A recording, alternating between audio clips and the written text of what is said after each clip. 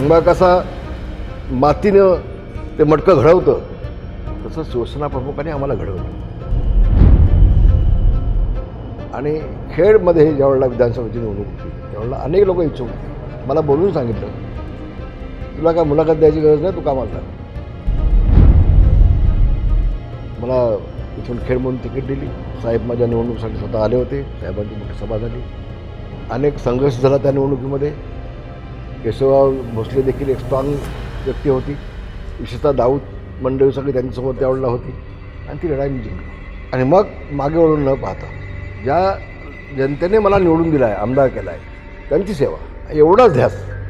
आमच्या फॅमिलीचे संस्कार, आमच्या आईवडिलांचे आशीर्वाद, त्यांचे संस्कार. खेड तालुक्याचा मी कायापालट केला. आज देखील धामणसारख्या डोंगराळ भागामध्ये सह्याद्रीच्या कोपऱ्यामध्ये गेलो होतो. आज देखील जुन्या ज्या महिला आहेत वयस्कर, त्या डोळ्यातनं पाणी काढतात. आज देखील समाधान वाटतं. काम केलेल्याची पावती मिळाली.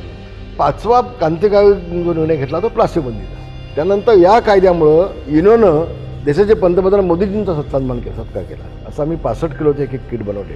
जे तुमचा रामदास कदमनी काय केलं आहे, 5 लाख मराठवाड्याच्या कुटुंबांना मी दिले. 5 लाख ज्यांनी आत्महत्या केल्या त्यांच्या घरी पोहोचवलं. मी अभिमानानं सांगेन, मराठवाड्यामधल्या 50% आत्महत्या या रामदास कदम यांनी थांबवल्या आहेत. तर 74 वर्षाचा म्हातारा माणूस झालो आहे. आज देखील मी निर्णय घेतला आहे, जिवंत असेपर्यंत आता फक्त कोकणाची सेवा करणार.